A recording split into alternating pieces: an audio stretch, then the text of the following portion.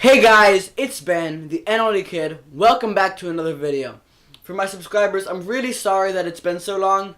I've been trying to get videos, but between the holidays and vacation and New Year's and all the other stuff that's going on in my life right now, it's incredibly. I kept meaning to do it and then running out of time. So today I'm gonna get a video up and I'm gonna show you and I'm gonna say hello to y'all for the first time in like a month and a half. It's been a while. Okay. So today I'm going to be talking about the signs that if we had known what NLD was, would have been apparent to us when I was in preschool. Okay? And there's a couple things, and there's a bunch of different sections. I'm not going to tell you about them right now in the introduction, but it's a great video, and I hope you guys like it. So, the first thing was that I had a lot of trouble with recess.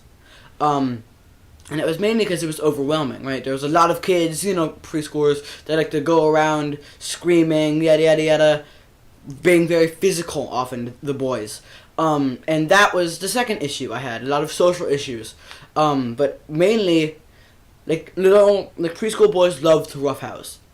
But I didn't know the intention. I didn't know if they were roughhousing because they wanted to hurt me, or if they were roughhousing because they wanted to have fun. So I would always go into it and I would either be too aggressive, right, and end up hurting them, which I don't really want to do, or I'd get freaked out and run away, which also was kind of the wrong social reaction. So what this often led to is I would often find one friend, and I would latch onto this person, and I knew them, and I knew that they were reliable, and I knew how they would act, and it was very useful, right? But then there were other people, and the other people were overwhelming, and the other people, I didn't know how they were going to act, and that's incredibly stressful for me or for any NLD kid. And while this one friend behavior was okay in preschool, as I matured, it ended up being more and more of a problem. If you want to know more about that, feel free to check out my social thinking issue. I check out my social thinking videos and my social issue videos. Moving on to more academic stuff, right? My handwriting. This is a reoccurring theme for my viewers. My handwriting's really bad. It's awful. It's illegible. I have dysgraphia, which often goes with NLD, and it was very, very bad.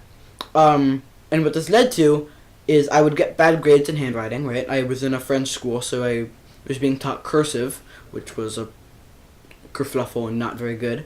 And that's maybe not preschool, maybe that's first grade, but little kid signs. But I would hate writing because I knew I was bad at it, and it was a lot of work, and it was tiring, and it was overwhelming, and it took me longer, and I could never do it right. So then I wouldn't want to do it, so I wouldn't do it, right? But then I would be called lazy, and I wasn't being lazy. I wasn't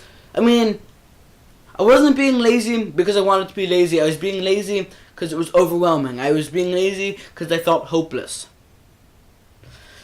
And if we had known that I had NLD, I would have still needed to learn how to do handwriting. Most people should know how to do handwriting, but we could have had the teachers lay off a little bit and let little me figure myself out a little bit more.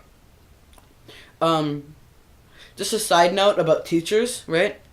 For NLD kids, especially NLD kids at the preschool level, we need to have teachers who will talk to us and not just dismiss us as kids, right? We need to, because NLD kids often, if they don't have that one friend, or that one friend's playing with other kids who they are feeling overwhelmed by, they'll often go and talk to the teachers. Now, I was very interested in trees, and how trees communicated with each other, and how trees worked, and other kinds of nature. And I also watched David Attenborough all the time, and I was thinking about all of these things, and I wanted to tell someone. So when I wasn't at home and couldn't talk to my mom, I talked to the teacher.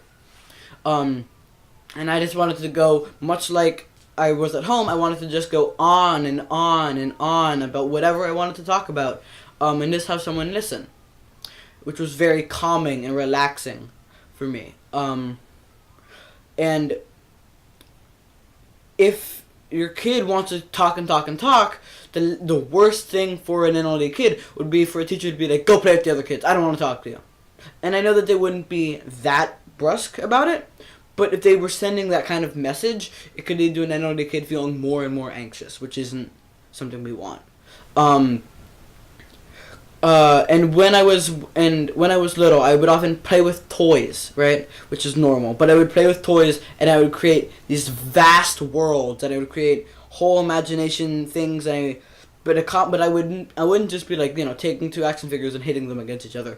I'd be like creating complex dialogue and story, and I'd be talking and talking and talking, even if it was to myself. And if I was with a friend, often I would substitute my toys for my friends, and then I'd talk and talk and talk with them and create rules in a society and a world and magic powers or whatever I was doing. I was a little kid. I was having fun. The one kind of toy, though, that I would not get for an NLD kid, I want to say ever, but especially not before the age of 10, and when they've learned how to handle their frustration, is building toys. Toys that are potentially frustrating. The one exception to this. So by that I mean Connects, I don't know. Mainly Connects. Connects was kind of painful, but things like that. Things where there's pieces and not instructions, and you just have to build if you want to enjoy it. And the reason that they're so frustrating is NLD kids know what they want to do, and we can see it. We can't see it because we are aphantasic, but we can imagine it very clearly, and we're describing it to ourselves. And then we take our things, and it doesn't work. And we don't know why it doesn't work. We can't figure out where the dissonance is between our brains and our hands, and why our hands aren't doing what our brains want us to do. And it's incredibly frustrating. The only exceptions to this are toys where they're very simple. I'm forgetting what they're called. I think they're called Zulog or something. And they're little plastic things that you can click together, and I made people out of them. And then I would build a story using that. Or another thing is Legos, right? Legos have little people and very detailed instructions, so I always knew what the next step was.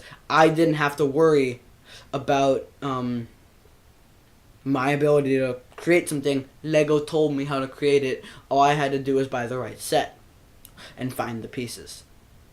A similar thing is I had this electronics kit when I was a little bit older, where it was I didn't have to solder or anything, so it wasn't dangerous, but it was I had a baseboard and I had pieces that I could click together, and then it would do things, right?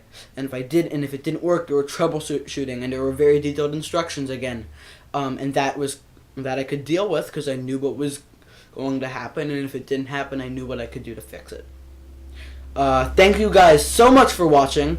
If you like what you see, please like and subscribe. I post videos like this. I try to do once every 2 weeks. Sometimes it doesn't happen. If you have an interesting idea for a video, or you want to give some feedback, or you just want to talk, feel free to comment down below. Otherwise, have a nice day, nice life, nice week.